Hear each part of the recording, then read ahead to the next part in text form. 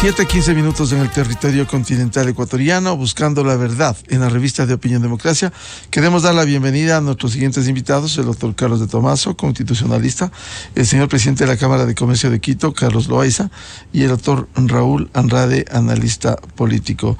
Les invitamos a hacer reflexiones sobre el momento que está viviendo el país, al vaivén del juicio político y la muerte cruzada, cuando estamos afectados por un fuerte invierno, por fenómenos naturales que han dejado víctimas, el caso de Alausí, y el país sigue esperando la resolución de problemas sociales, económicos, de seguridad, de empleo, la oportuna actuación de la justicia que no genere más impunidad en el Ecuador, entre otros temas. Y frente a esto, el país mira con expectativa, con incertidumbre frente a esta situación. Quisiera empezar con el doctor Carlos de Tomaso. ¿Cómo afrontar y cuáles pudieran ser, para concienciar en el Ecuador, los efectos políticos, económicos, jurídicos del juicio político al presidente de la República? Muy buen día, doctor Carlos de Tomaso. Buenos días, Miguel. Buenos días, Carlos y Raúl. Un gusto compartir con ustedes. Pues definitivamente va a resultar o puede resultar grave. Para mí es importantísimo el dictamen de la Corte Constitucional para efectos del gobierno. Yo no estoy defendiendo específicamente a nadie, sino me preocupa la institucionalidad.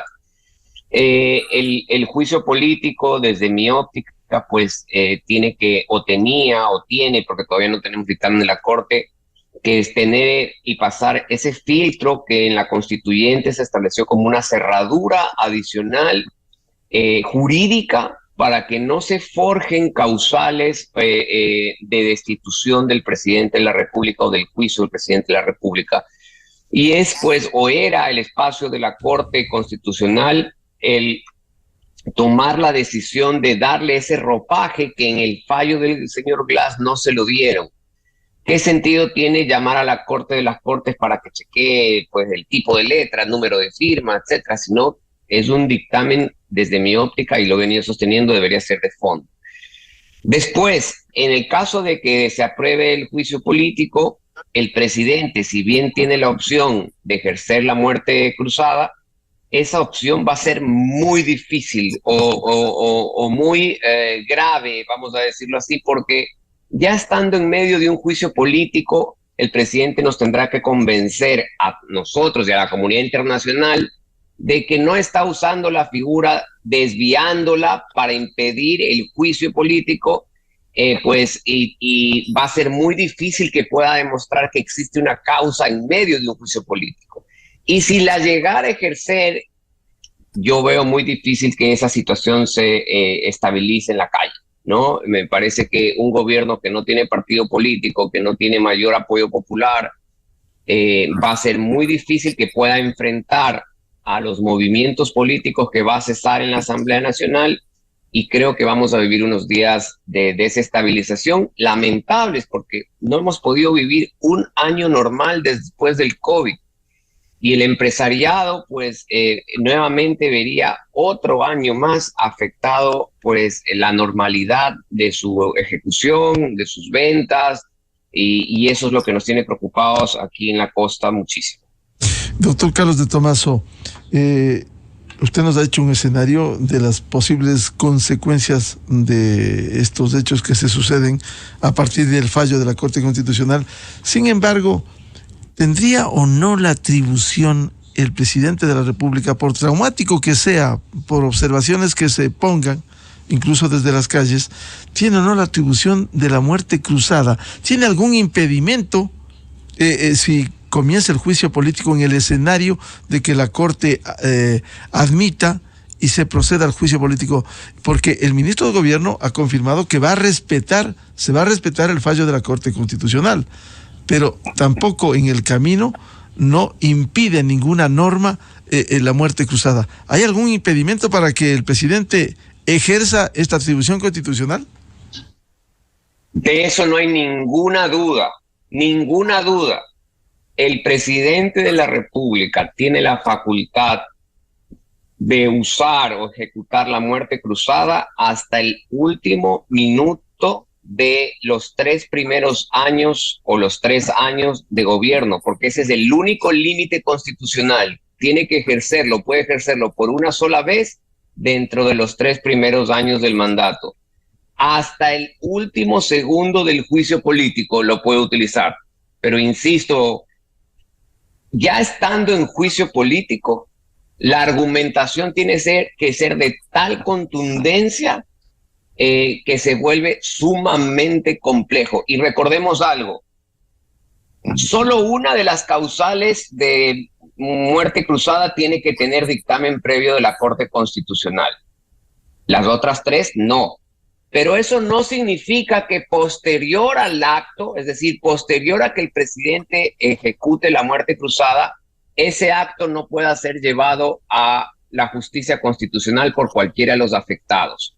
Y es ahí, cuando se lo lleve a la justicia constitucional, que vamos a ver si la argumentación que haga el presidente, si ejecuta la muerte cruzada, logra convencer y ser sostenible y logra desvirtuar la gran sospecha que va a haber, que es que desvió la figura para efectos de salvarse de un juicio político. Desde mi óptica, en la estrategia política, para mí era mucho más sostenible ejecutar la muerte cruzada antes de conocer el dictamen de la Corte Constitucional. Si ya la Corte emite su dictamen, la gravedad o lo complejo que se vuelve despejar esa duda de desvío de la figura va a ser muy, muy fuerte y yo creo que va a ocasionar serios problemas. Bienvenido al señor presidente de la Cámara de Comercio de Quito, Carlos Loaiza. ¿Cuáles son para hacer conciencia en el país?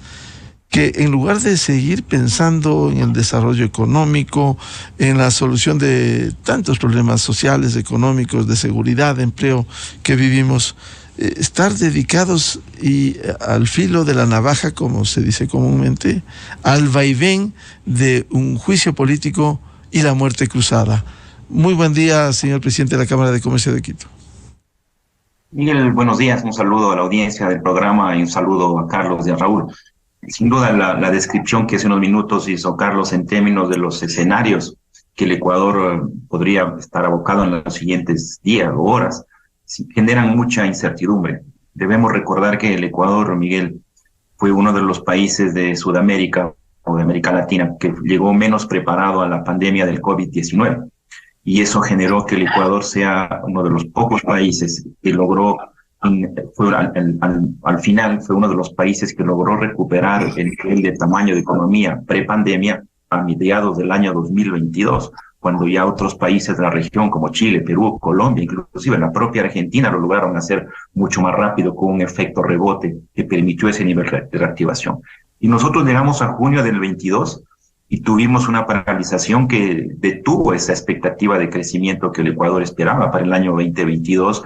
Y hoy, en marzo del 23, vemos como ya esa proyección de crecimiento económico del país se estimaba alrededor del 3% debido a los temas internacionales, pero también a los temas nacionales llega a estimarse ya un valor menor, inclusive el 2% de crecimiento de la economía. ¿Y eso qué genera, Miguel? Sin duda que los grandes problemas que el país tiene, como el desempleo, no se ven cercanos, se ven distantes. El Ecuador no se muestra atractivo para las inversiones extranjeras cuando miramos que nuestro riesgo país, que es la percepción, como se ve al Ecuador en el exterior, está por sobre los 2.000 puntos. Eso ha generado que grandes capitales de Perú, de Colombia, de Chile, no hayan podido llegar al Ecuador porque no somos atractivos para ese nivel de inversión. ¿Por qué? Porque no tenemos estabilidad. Y para un inversionista lo más importante es estabilidad, es seguridad, y eso efectivamente lo que hace es no generar la confianza para poder tanto los inversionistas locales como los inversionistas extranjeros invertir en el Ecuador. Y eso genera, Miguel, que no podamos tener la capacidad de poder generar oportunidades justamente para establecer grandes metas y acuerdos nacionales que deberían ser totalmente apolíticos, que no deberían depender de la bandera política. Y quiero referirme a dos. Pobreza. Y Carlos lo mencionaba, así, ¿por qué no establecer como país? Porque el problema del Ecuador no va más allá de este gobierno, es un periodo de estabilidad del Estado que debería tomar al menos 10 o 15 años, en los cuales el Ecuador debería plantearse como una meta seria y sensata el poder reducir los niveles de pobreza. Esto es un tema importante, independiente de la bandera política. Y otro, el tema de la seguridad.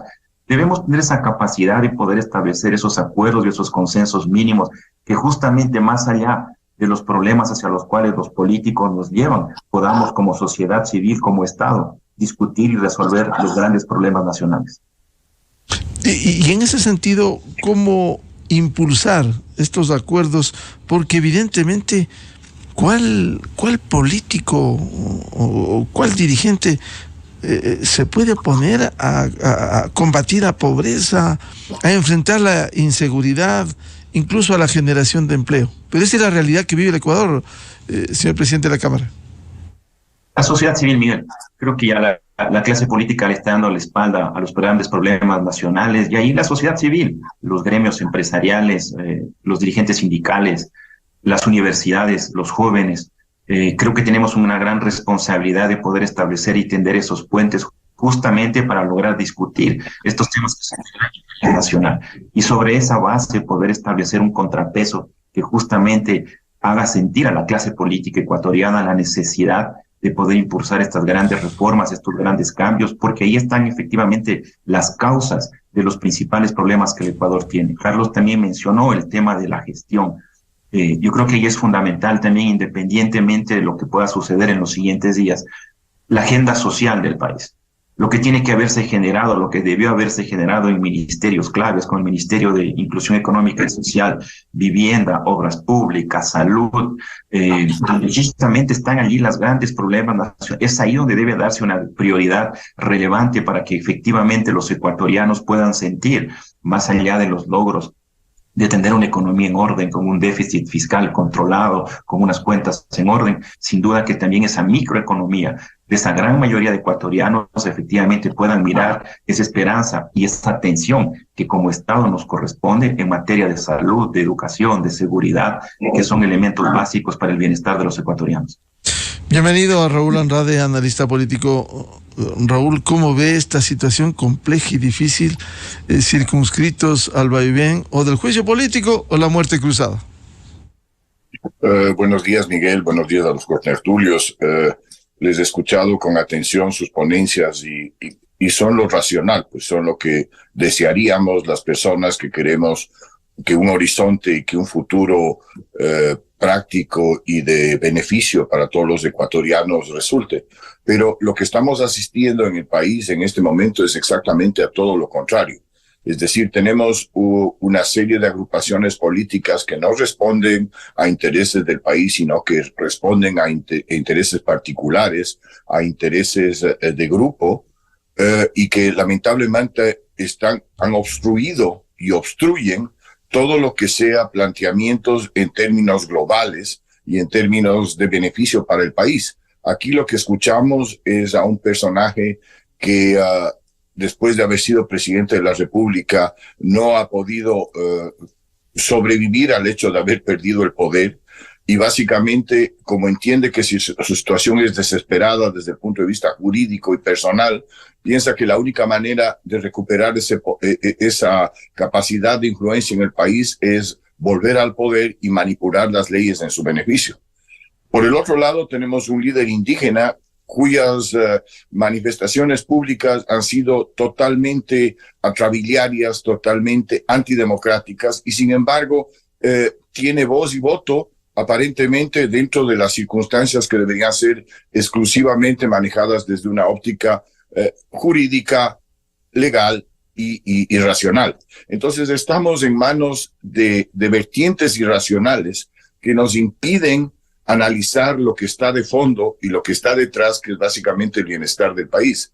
Entonces, lo primero que tenemos que hacer es comprender que en todo esto también tiene una gran responsabilidad el presidente de la República por no haber establecido lo que todos le pedimos desde el principio, que es un principio de autoridad, un derrotero, un planteamiento, una posición firme frente a las veleidades de estos dos líderes y afines. Y lamentablemente el hecho de que esto no ha sucedido ha hecho que el país esté muy preocupado de lo urgente y ha dejado a un lado lo importante. Lo importante es lo que han planteado mis contertulios. Lo urgente es lo que estamos viviendo el día de hoy. Y eso es dramático, ¿no? Doctor Raúl Andrade, para que lo comente a propósito de lo que usted señala, ayer de nuevo el presidente de la CONAIE advirtió, es decir, uno está sujeto a su decisión. Por favor. Es inaceptable. Hemos dicho, compañeras y compañeros, bajo una resolución debe la Corte Constitucional dar paso al juicio político. Está en sus manos avanzar por la vía democrática, institucional, constitucional, para que se dé paso al juicio político. Si ya no ha escuchado, pues tendremos que ponernos a las calles. Hemos escuchado en este último día que el gobierno nacional podría en este caso declarar en muerte cruzada. No podemos aceptar dictadura en este país, queridos compañeros y compañeras. Coméntelo, Raúl Andrade, el país sujeto a estas, como le digo, esto es inaceptable. Esto es inaceptable. Este es un señor que probablemente tendría muchas dificultades en cursar el 6º curso de bachillerato y seguramente no sería admitido en ninguna universidad. Pero, sin embargo, a nombre de una serie de reivindicaciones que sería muy interesante analizarlas y discutirlas para ver si son reales o si son simplemente una especie de fachada para sus intereses y sus ambiciones de orden político, sería muy interesante ver si efectivamente esta persona representa o no las necesidades de los grupos indígenas.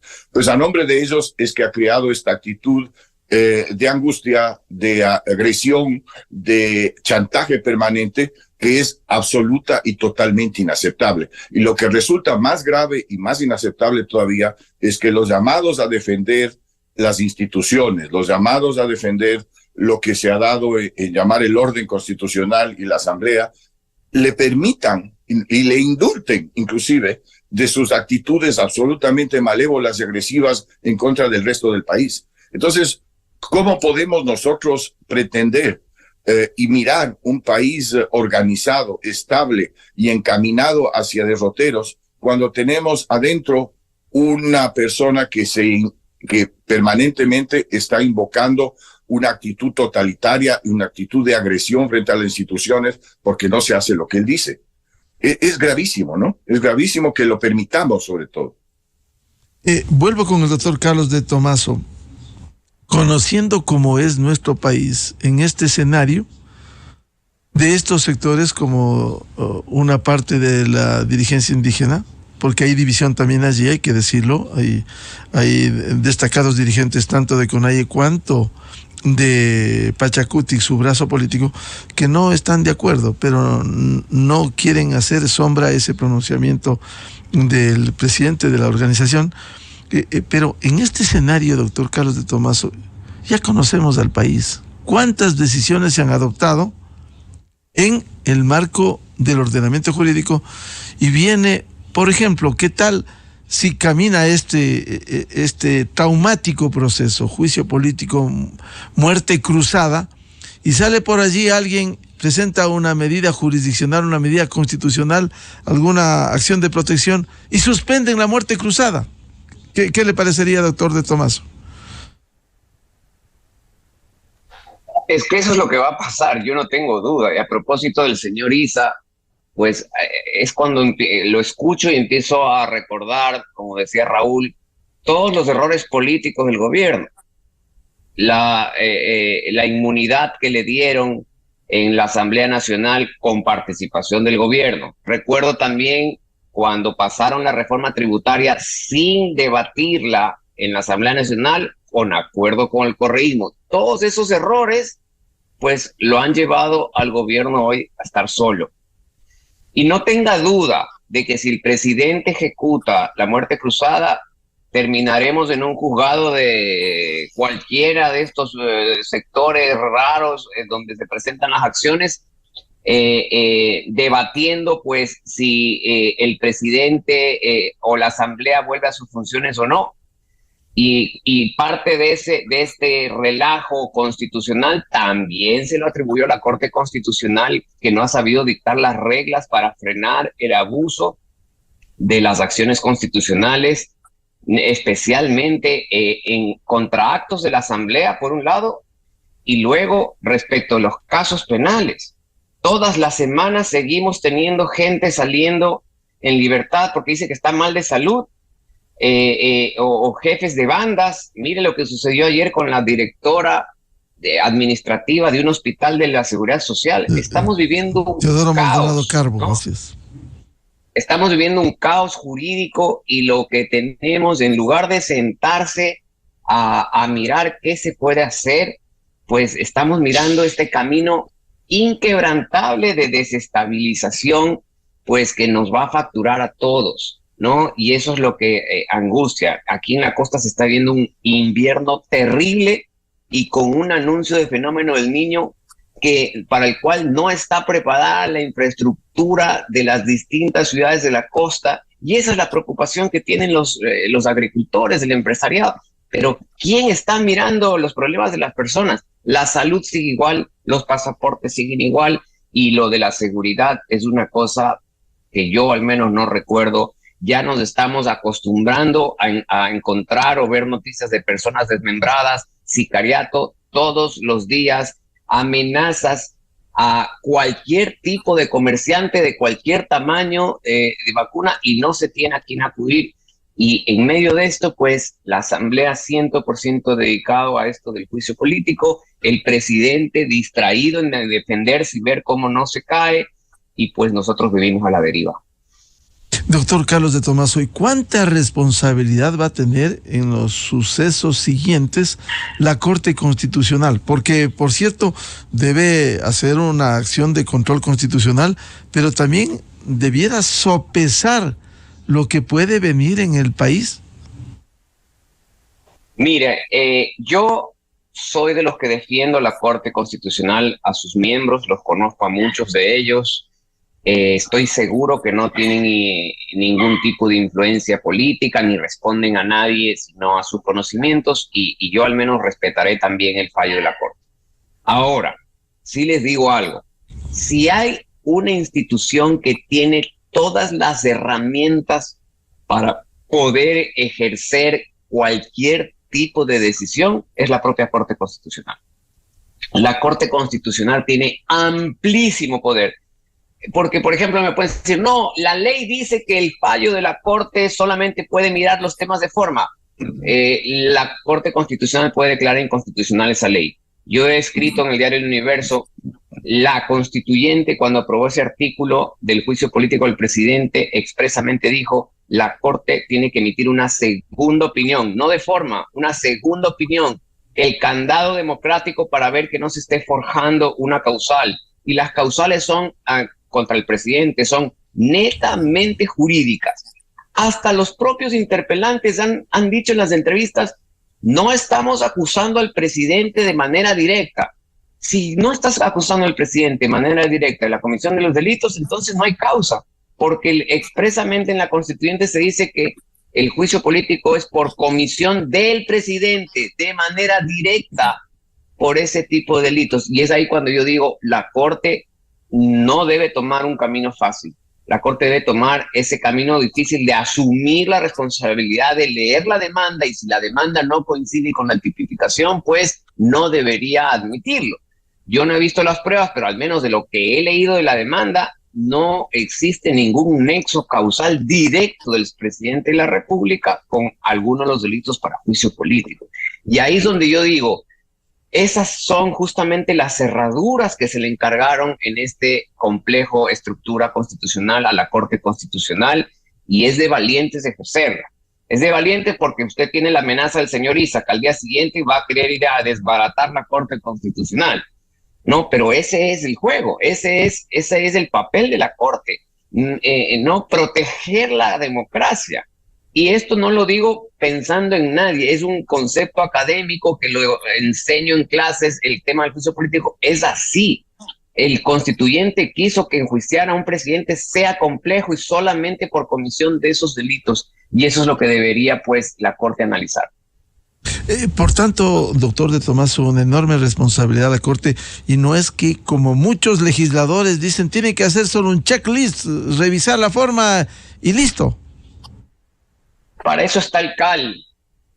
El CAL le corresponde esa labor de secretariado, casi a ver cuántas firmas, quién firmó, qué tipo de letra, etcétera. Usted no va a llamar a la Corte de las Cortes para hacer lo mismo.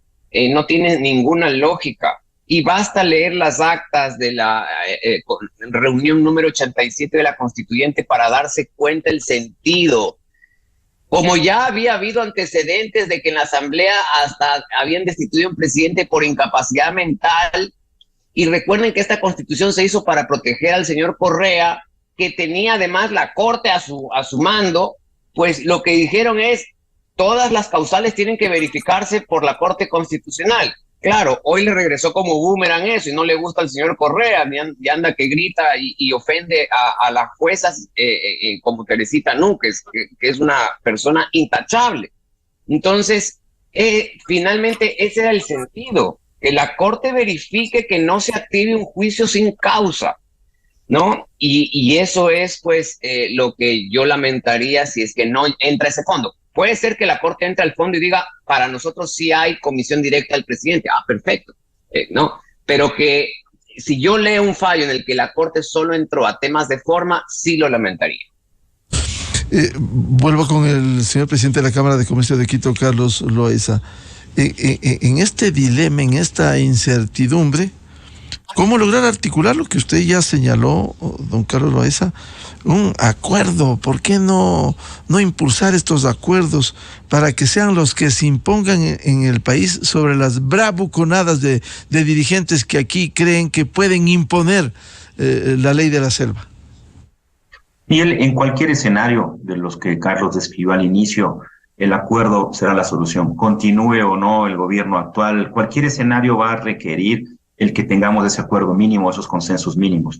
De allí el llamado desde el comité empresarial, que lo hemos hecho público desde hace algunos días, lo que la propia Iglesia Católica también ha venido trabajando por el tema del país, las universidades. Nosotros seguiremos insistiendo desde los gremios productivos de la Cámara de Comercio de Quito, sin duda, el poder generar esos espacios que permitan al Ecuador generar esa agenda mínima, independientemente del escenario que tengamos. Sin un consenso, sin un acuerdo mínimo, será difícil quien esté liderando el Estado ecuatoriano poder llevar adelante esas reformas o esos cambios que el Ecuador necesita. Insisto, dando un énfasis particular a la agenda social, que es allí donde efectivamente el Ecuador tiene que poner una mayor prioridad para dar atención a esas grandes necesidades de esa gran mayoría de ecuatorianos que no tienen empleo, que no tienen condiciones básicas de salud, de educación, de seguridad, de medicinas, para sobre esa base generar condiciones mínimas que permitan que el Ecuador pueda efectivamente crecer y llevar adelante esas inversiones que tanto hace falta al Ecuador para generar empleo, para generar confianza y sobre esa base un mayor bienestar para todos los ecuatorianos.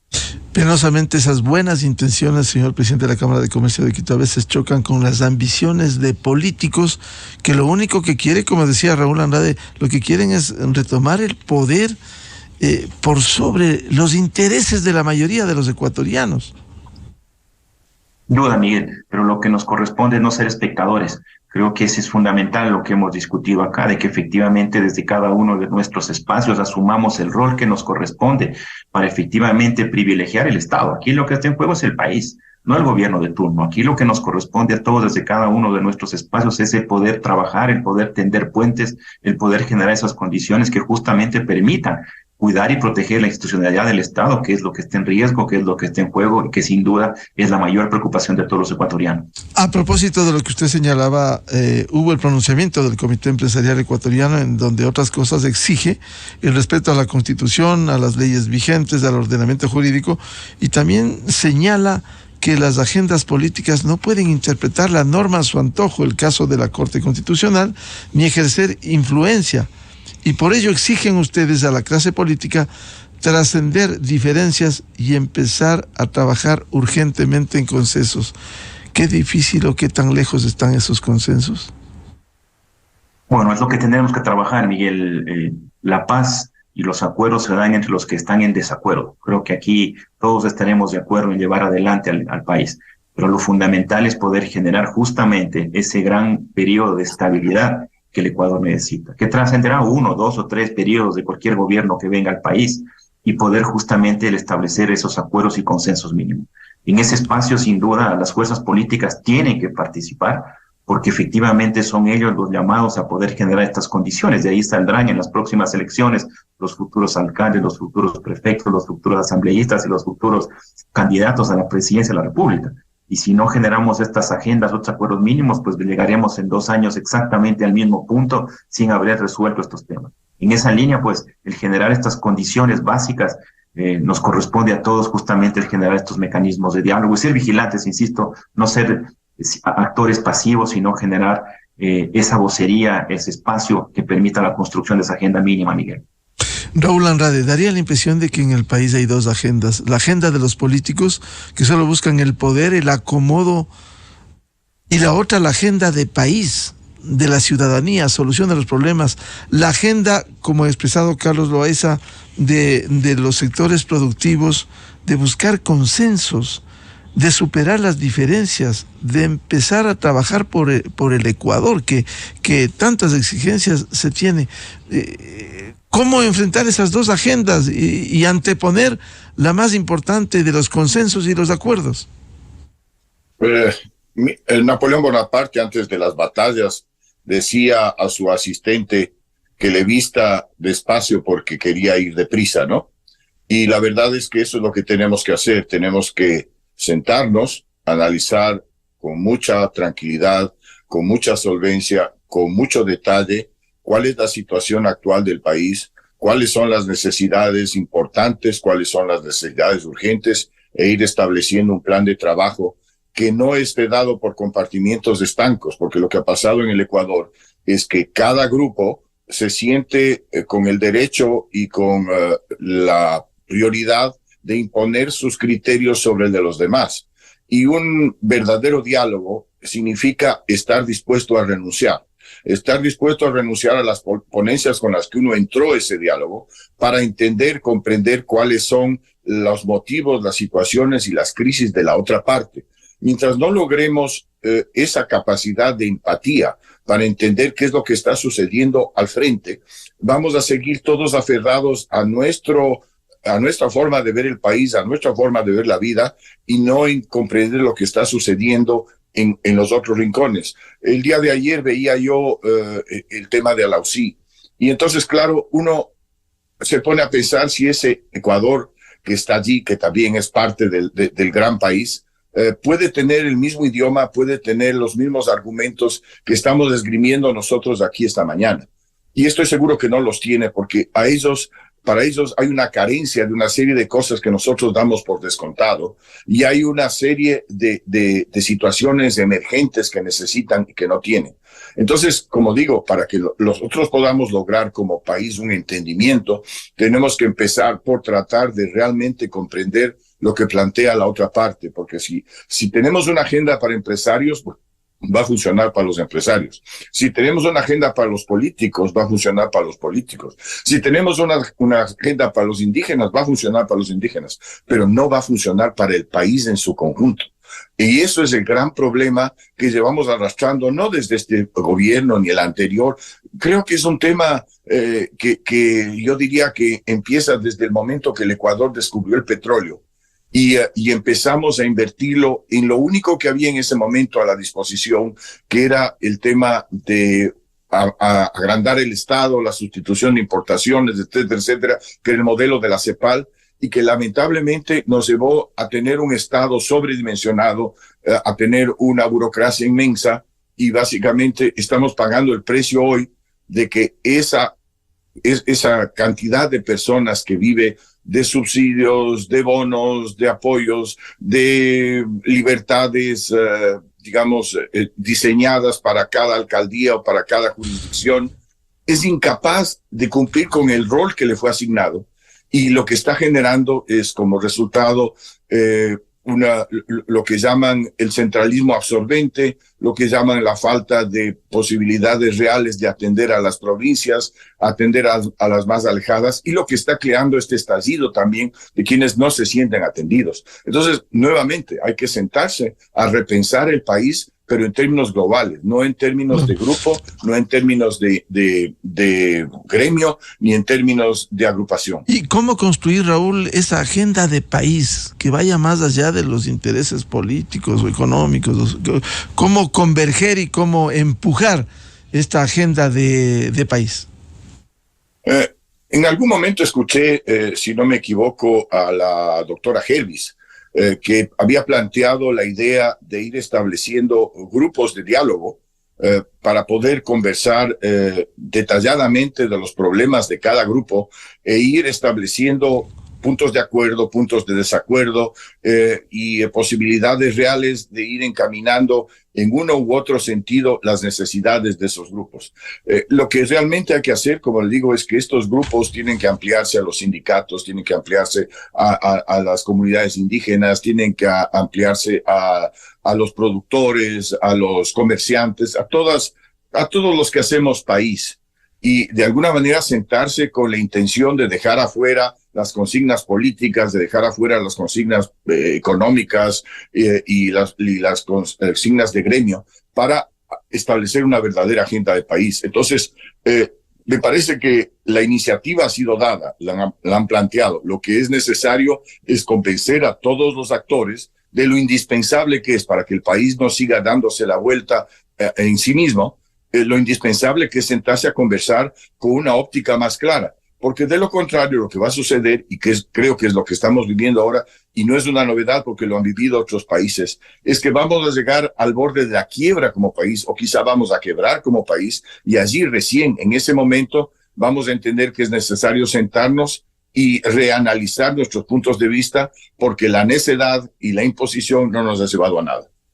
Doctor Carlos de Tomaso, ¿cuáles debieran ser las salidas frente a este panorama? Porque el país está ocupado de la coyuntura y no de los temas de fondo estructurales. Yo creo que todo el país lo estamos haciendo casi entre los ciudadanos. Yo lo escuchaba a Raúl hablar de lo de la UCI e inmediatamente me vino a la mente saber que esa misma noche salieron más de 30 bomberos guayaquileños del Cuerpo de Bomberos de Guayaquil y ahí están y no se han movido silenciosamente. Es decir, el sentido solidario de darnos la mano siempre está y no tenemos una guía. Y también escuchándolos me viene a la mente un tema que pasó esta semana y que es digno de resaltar en Argentina. El presidente Macri, pudiendo ganar, estando alto en la encuesta, decide no participar porque cree que alguien más puede obtener un mayor sentido de unidad y declina su interés personal en función de una tendencia, que es lo que no ha pasado. Por ejemplo, no pasó en alcaldía de Quito, no pasó en alcaldía de Guayaquil, no pasó en algunos otros lados, y ese es el sentido que quienes defienden una tendencia debe darse: anteponer el interés personal en función de los tremendos retos que tenemos al frente. Y va a llegar un momento en que el propio presidente de la República va a tener que hacer este autoexamen de si logra saltar este juicio político, si va a lograr poder gobernar estos 2 próximos años o va a llegar el momento de hacer un cambio rotundo. Que, por ejemplo, fíjese cuánto ha aportado un solo cambio en gabinete como es Henry Cucalón. Un solo cambio fuera de su grupo, fuera de ¿no es cierto?, que tanto demoró en oxigenar gabinete. ¿Qué cambio dado? Ya hay tanta gestión por hacer en el Estado. Fíjense que ayer en mi programa de radio veíamos que creo que Petroecuador lleva más de 30 días sin gerente. Y estamos con una de las producciones más bajas. No puede pasar eso, ¿no? Entonces, creo que está entrando esto a un tema de reflexión y saber si vas a poder, y si no vas a poder, pues siempre el país tiene que estar por delante. Y los ciudadanos lo que esperamos es que se acabe este relajo político y por ejemplo, pues hagan las reformas legales para apoyar a la policía, que las Fuerzas Armadas participen en la seguridad. aquí sigue habiendo policías sin camionetas porque no han pagado el taller, porque no hay gasolina, porque no hay armas, ¿no? Eso pasa por acuerdos y soluciones. Señor presidente de la Cámara de Comercio de Quito, Carlos Loaiza, las salidas puntuales frente a este momento. Usted ha insistido en los acuerdos, en los consensos. Si no los hay, ¿cómo empujar para encontrar una salida? No vamos a seguir solo sujetos y ocupados de la coyuntura política. Yo creo que en la unidad de todos los ecuatorianos está la respuesta a nuestros problemas, Miguel, y deberíamos priorizar los dos importantes, que para mí en este momento son seguridad y pobreza.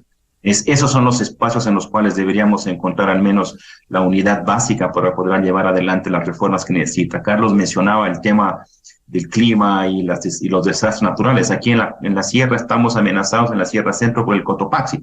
En lugar de estar mirando temas tan complejos como estos, seguimos concentrados en las coyunturas y no nos permite justamente el poder mirar estos acuerdos de mediano y largo plazo, estas acciones que pasan mucho sin duda por la gestión del gobierno de turno en la materia social. Yo creo que allí están ejes importantes, una fuerte dosis de gestión en lo que tiene que ver con la agenda social de cualquiera que sea el gobierno, y por otro lado el poder concentrarnos en estos acuerdos y consensos mínimos. Raúl Andrade, salidas concretas para superar esta oprobiosa coyuntura política en la que estamos ocupados. Bueno, la verdad es que lo primero que debería hacer el presidente de la República es establecer su jerarquía y su posición dentro del Ecuador. Algo que lamentablemente no ha sucedido porque su actitud no ha sido proactiva, sino reactiva. Y eso es lo que ha logrado que él esté en este momento a la defensiva y de alguna manera atrincherado en Carondelet, cuidándose de los disparos de una oposición cada vez más agresiva y cada vez más demandante. Entonces, lo que pasa es que aquí estamos hablando de soluciones democráticas en un país que está acostumbrado al grito y al planteamiento del líder, ¿no? Estamos buscando más un concepto de liderazgo que un concepto de conversación y de democracia, y creo que eso es lo que más nos perjudica. Pero alguien tiene que empezar.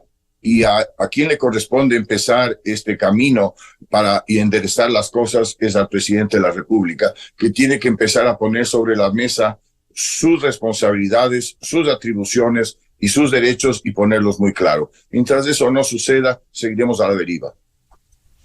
Bien, muchas gracias por estas reflexiones, por esta búsqueda de salidas, como debiera ser acuerdos, consensos por la pobreza, la seguridad. Este es un llamado de atención a todos, a la clase política, que alguna vez piensen en el país y no en sus intereses personales o grupales. Muchas gracias al doctor Carlos de Tomaso, constitucionalista, el señor presidente de la Cámara de Comercio de Quito, doctor Carlos Loaiza, y el analista político, doctor Raúl Andrade. Muchas gracias, muy buen día. Muchas gracias. Gracias, buen día, Miguel. Muy buen día. 7:58 en el territorio continental ecuatoriano, buscando la verdad en la revista de Opinión Democracia. Vamos a una pausa publicitaria y tenemos previsto un diálogo con el ministro de Ambiente, Gustavo Manrique, para hablar sobre la Ley Orgánica de Recursos Hídricos. Miguel Rivadeneira en la revista de Opinión Democracia. Inicio de espacio promocional y publicitario. Yo me dedico hace 3 años a la cría de pollitos